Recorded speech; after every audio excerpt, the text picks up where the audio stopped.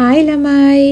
ඔන්න අද මම මේ ලස්සන පැණි පාට පොල් කේක් එක හදන්නයි යන්නේ. ඉතින් මේ කේක් එකේ විශේෂත්වය තමයි බටර් සහ පැණි පාවිච්චි නොකර තමයි හදන්නේ. ඉතින් වැඩි කතා බහක් නැතුව අපි බලමු මොනවද මේ කේක් එක හදන්න අවශ්‍ය කරන ද්‍රව්‍ය කියලා.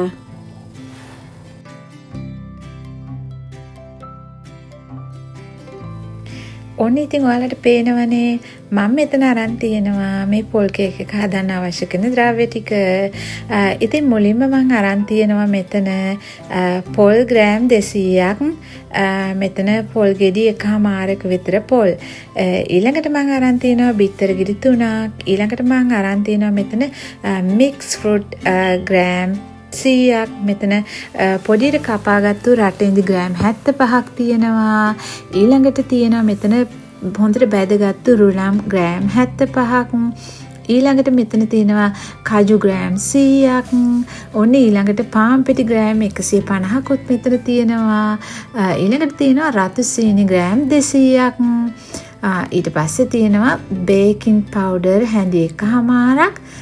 වැනිලා තේ හැඳි එකක්. ඊළඟට බේකින් සෝඩා තේ හැඳි එකක්.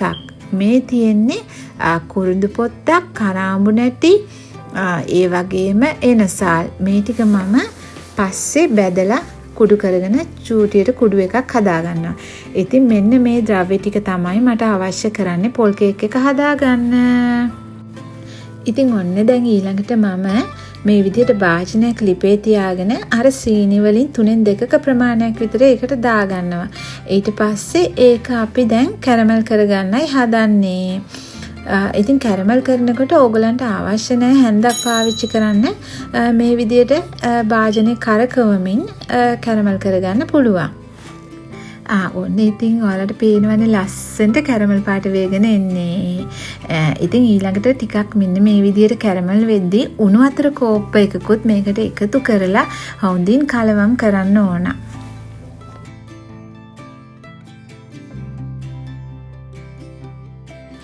ඉතින් මෙන්න මේ විදිහට කලවම් කරමින් ඉතුරු වෙලා තියෙන සීනි ටිකත් දැන් අපි මේකට එකතු කරන්නයි හදන්නේ.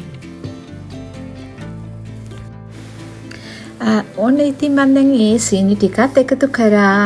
ඒකත් එකතු කරලා ඒකත් හොඳින් කලවම් කරලා ඊට පස්සේ අපි මේක ටිකක් බුබුලු දාන තරමට එද්දී ඒ කියන්නේ මෙන්න මේ විදිහට වගේ එද්දී ඔයාලා මෙතනින් මිලිලීටර් 100ක් විතර වගේ වෙනම කෝප් එකට දාලා නිමෙන්න තියාගන්න. මෙන්න මේ විදිහට.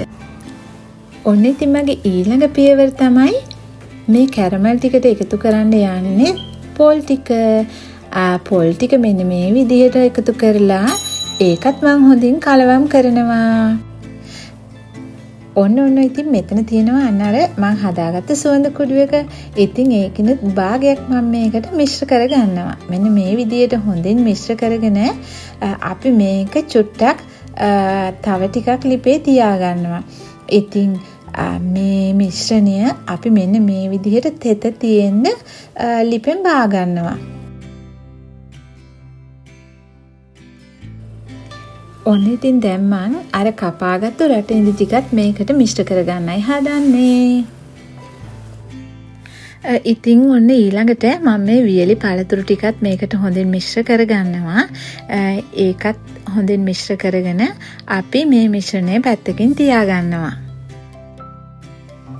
ඉතින් ඔන්න මම ඊළඟ පියවර විදිහට මෙන්න මේ විදිහට බේකින් පේපර් එකක් කපලා ඒක ලස්සනට දිගහැරලා මෙන්න මේ විදිහට හදාගන්නවා අපි බේක් කරන තැටිය.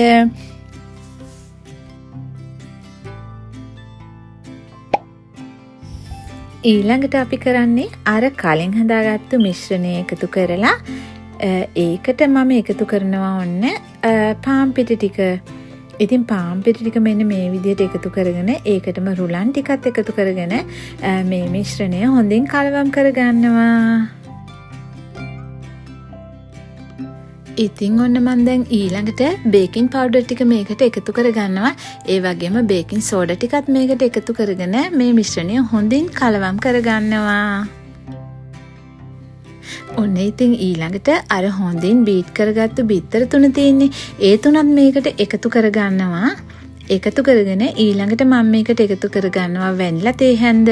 ඒ වගේම කුඩු කරගත්ත කජු ටික ඒ ටිකත් මේකට මම එකතු කරගන්නවා. මෙන්න මේ විදිහට එකතු කරගෙන ඔන්න දැන් ඊළඟට ආයෙ මේක කලවම් කරගන්නවා.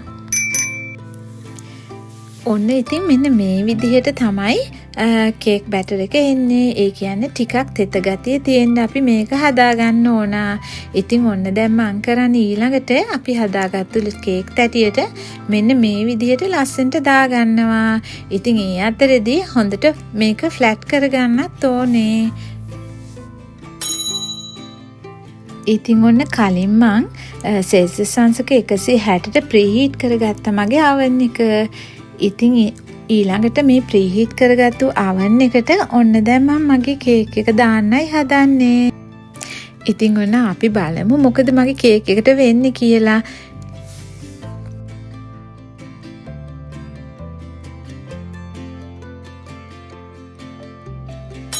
ඔන්න ඉතින් ඊළඟට විනාඩි 2-3කට පස්සේ මම මේ කේක් එක වටේට සරස ගන්නයි යන්නේ මෙන්න මේ විදිහට ලස්සනට කජු වලින්.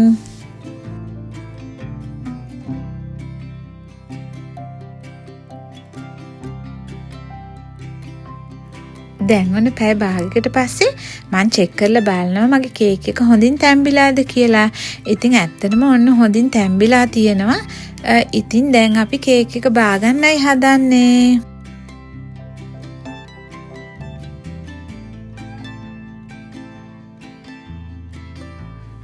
ඔන්න ඉතින් මම දැන් ඊළඟට කරන්න හදන්නේ අර අපි අරන් තියාගත්තු පැන් ටික තියෙන්නේ.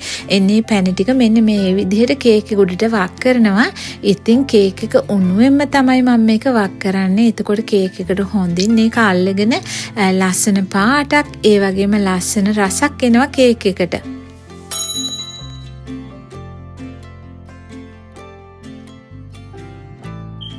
ඉතින් ඔන්න මගේ ආසම කොටස තමයි මේ කොටස කේක් එක තැටියෙන් ගලව ගන්න එක. ඉතින් ඔන්න මම දැන් කේක් එක තැටියෙන් ගලවන්නයි හදන්නේ. අම්මෝ ඔන්න ඉතින් මගේ අතත් පිච්චුණා ඒක කරන්න ගිහින්. මොකද ඇත්තම කියනවා නම් කේක් එක තාම හරිම උණුයි. ඉතින් උණුවෙන්ම තමයි මම මේක ගැලෙව්වේ. ඉතින් ඔන්න ඔයාලටත් පුළුවන් මේ විදියට රසට පැණි නැතුව සීනි වලින් ලස්සන පොල් කේක් එකක් හදාගන්න. ඉතින් මේක ඇත්තටම හරිම සොෆ්ට් ඒ වගේම හරිම තෙත ගතියට තියෙනවා. ඉතින් ඔයාලත් මේ විදියට පොල් කේක් එකක් හදලා රසට ආවද කියලා මට මේකේ කමෙන්ට් එකක් දාන්නකෝ. එහෙනම් ඔයාලා ඔක්කොටම ගොඩක් ස්තුතියි මේක බැලුවට. ආයෙත් මම වීඩියෝ එකක් අරගෙන එනකන් ගිහින් එන්නම්. ඔයාලා හැමෝටම සුබ දවසක්. Thank you.